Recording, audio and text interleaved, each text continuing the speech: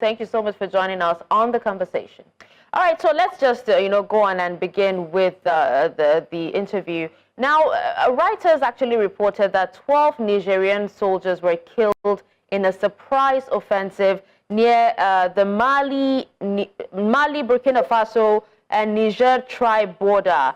Now, when you hear of a number like that, does it not sound like a catastrophic intelligence or even preparedness failure? Because how could such a large militant attack unfold without any warning? So let's see if we can connect with James Ibor. Hello, James. Can you hear me?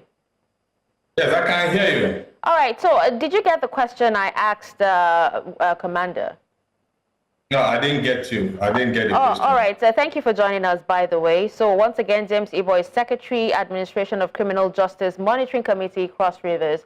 Now, like I was telling Commander, Reuters actually reported that 12 Nigerian soldiers were killed in a surprise offensive near the Mali, Burkina Faso, Niger tribe border.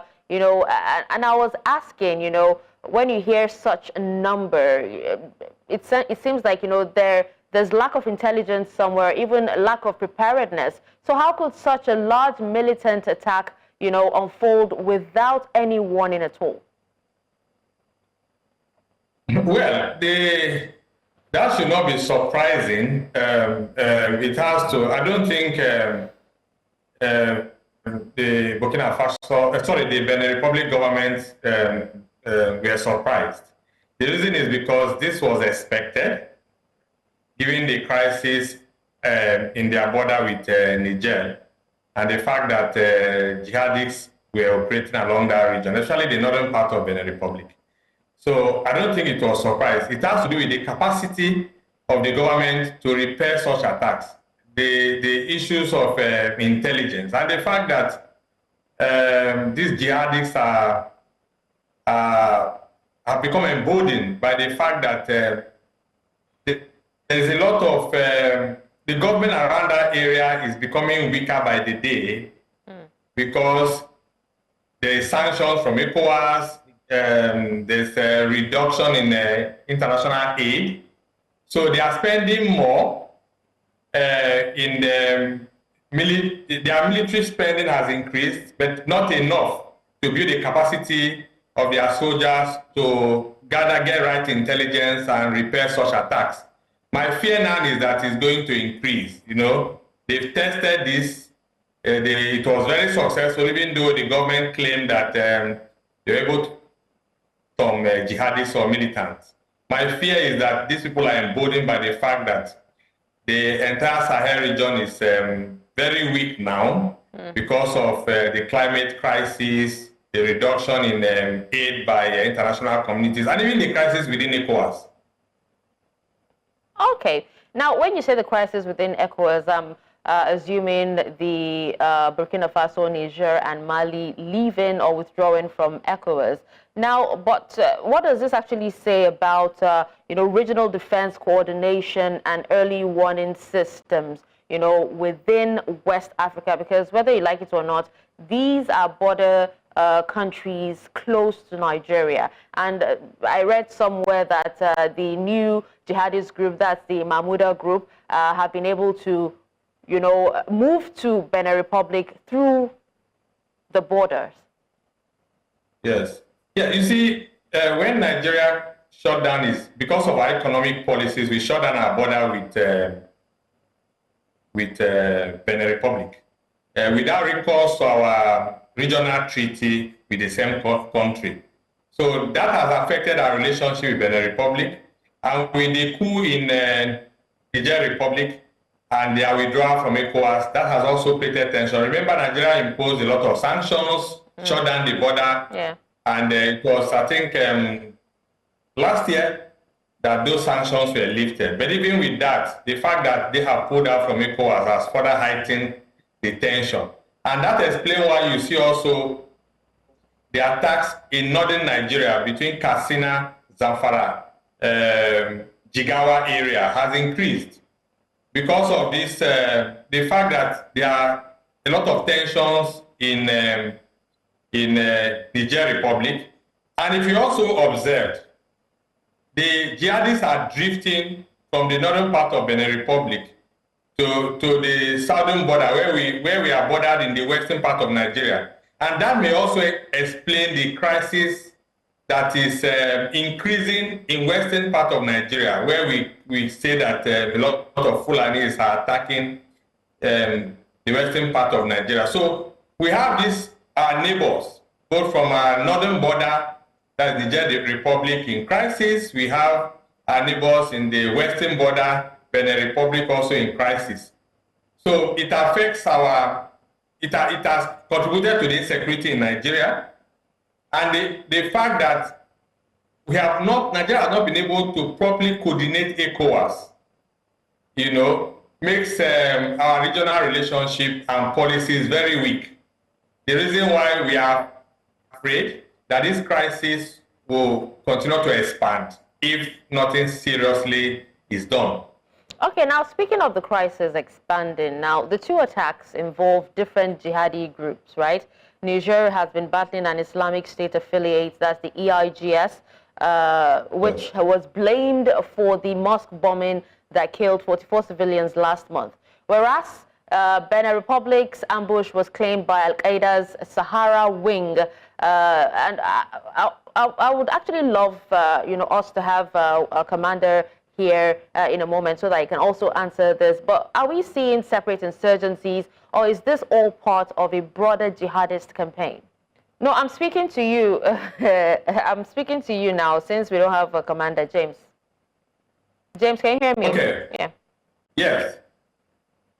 So, you see, like I said, it's the failure in ECOWAS and the infiltration or the political activities of France and the pretense of UN and America and Britain. The reason is that France has actually influenced the policies in these countries, and because politically, because of the political crisis in some of these, they are former colonies, it is suspected that they may be aiding some of these separatist groups. We know how international politics is played, and it is also correct that they influence ECOWAS decision, because remember that decision was taken soon after the president of France visited Nigeria, and there was that pressure. You see, when there are coups around your region, especially the crisis also in Cameroon, when there are crises around your region, you just have to take the interest of your country at heart, in as much as you're providing support for these countries. Remember the refugee crisis, most of them were found in Nigeria. And if you check this border, especially the Niger border with Nigeria, it's very porous. You have communities cutting across the border and relatives across the border. So how to control such an infiltration will be very difficult. The reason why we have to maintain a very strong relationship with these countries, notwithstanding the crisis they may have with their colonial masters. So the attacks in Benin Republic will continue. Remember, issues of climate change will force a lot of people to be conscripted into the jihadist group. And they grow in numbers when they are, because of the rising cost of unemployment and the rising cost of living. So they can easily be conscripted into these militaries or these jihadist groups. Okay. And in the struggle to display their youthful energy, they carry out a lot of murderous activities along the border area, because they kidnap, ask for ransom, they take territories, collect taxes and all that. And before you know it, there will be more refugees drifting into Nigeria from the western border in Benin Republic. Already we have a lot of them around the Niger area. Okay, now, James, earlier you talked about, colonial masters, and we know that the reason why Niger, Burkina Faso, and Mali left ECOWAS was because they didn't want to be subservient to, their colonial masters, that's France. But since last year's coup, these three countries have actually cut ties with, traditional Western allies and turned to Russia for security support. Now, looking at this shift, do you see any evidence that, Russian-backed forces, for example, Wagner, have improved counter-terrorism outcomes? No, you see, the results will be very slow because, Russia is also at war, and the war between Russia and Ukraine is equally very demanding of their personnel. So they can only support these regional governments very little. I think what Nigeria has to do is to devise a strategy to work with these governments, notwithstanding their military juntas, to work with them to secure their countries and secure our borders. All right. So I'm told that we've been able to... All right. Well, we've just lost the commander as well. All right. So now, what more can ECOWAS actually do to make security better within West Africa? Because here we are in Nigeria, after going through so many years of insecurity, especially in the northeast. We have our military and other security forces trying to flush out these bad elements. And then we're seeing, insecurity in neighboring countries like Benin and Niger, and there's a possibility that they might want to, move into Nigeria. So what more can ECOWAS do to bring an end to the talk of insecurity in West Africa?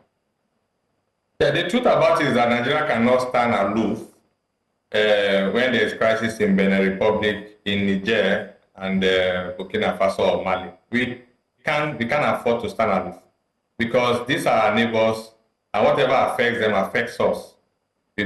All the arms are coming through the border, all the light weapons and even very serious weapons are coming to Nigeria, have been traced to crisis around this area. So Nigeria has to rejig and show leadership with ECOWAS and work with governments, whether they are civilian or military, to see how these separatist groups, these jihadist groups are tamed.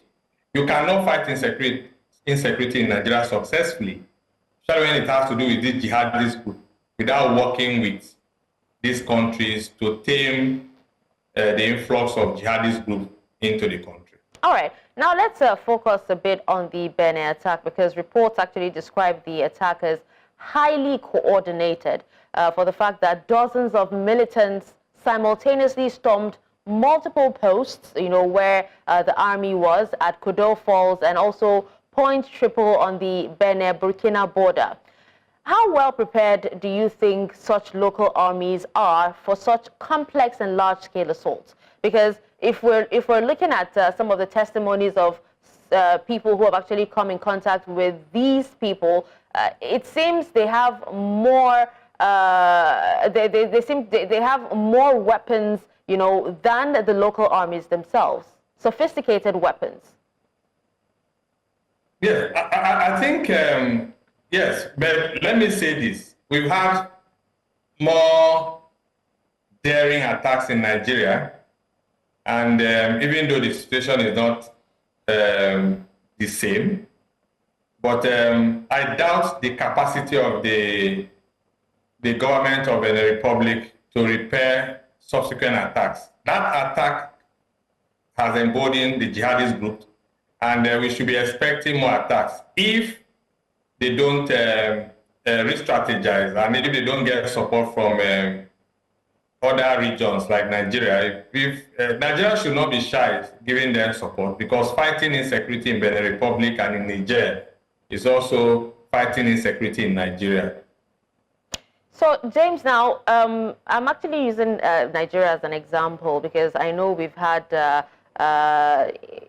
someone who actually said that even the Nigerians, the citizens themselves, need to be, most people or most critics have actually argued that Nigerians need to arm themselves to protect themselves from some of these militants. And we know that nearly 500,000 people are displaced in Niger already. tens of thousands in the tri-border area, communities are terrified. So what role can or should local self-defense groups like the vigilantes or village militias play when national armies are overstretched? And, do you think that arming local communities, even the citizens themselves, could help stop militants, on their tracks, or even would it risk more chaos and abuses? We used to have a well-coordinated task force in the Sahel region, and most generals pride themselves with commanding such task forces. I think we just have to revive that. What local vigilantes will do very little because the highest they carry are Dane guns that cannot meet the firepower of the jihadist groups that use very automatic rifles. So all they need is for the army to work with the local vigilantes to get information, So we just have to partner with the government, notwithstanding the political crisis or our political differences, to see how we can tame these people. The political issues will always be resolved, but we cannot punish them by ignoring them. And we suffer the humanitarian crisis and even the military crisis that will come after that, because like most of these people run into Nigeria and join Boko Haram and ISWAP. And the new group that is, I think they call them, what's the name, La Korowa. These groups are springing up and joining forces to fight, to destabilize our country. So we have a common problem, which is jihadists in the region. We have to work together, united, to repair them, to fight them and tame them. Okay, now we've talked about, violence spreading towards coastal West Africa and what it might mean for countries like, Nigeria, Ghana, and Cote d'Ivoire. And some are actually saying that they think that West African states, including Nigeria and the rest, should expand existing frameworks, like the G5 Sahel Force to include coastal neighbors, or even create a new Gulf of Guinea anti-terror network. Do you think that could be a possible solution? Fantastic. That is it. That is it. We can't afford to just be fighting alone in the north or part of the west around the border area without working, synergizing with our neighbors. All right, yes. I thought I lost you there. All right, so I think we would actually have to wrap up here. But before we do, let's have your final thoughts. Yes, I think ECOWAS has to do better in coordinating security along the region. Nigeria has the capacity. We've restored crises in these countries before. We restored, we secured the peace in Sierra Leone and in Liberia.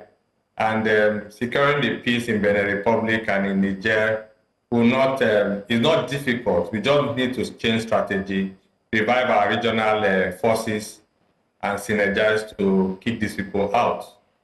All right. And also respect. We cannot, because of the relation, being members of ECOWAS, begin to restrict movement or economic activities within the region, like Niger or Benin Republic. I think we just have to lobby Niger back to ECOWAS. We just have to do that. All right. Well, thank you so much, James Ibor, Secretary, Administration of Criminal Justice Monitoring Committee, Cross River State, for your time. We appreciate you.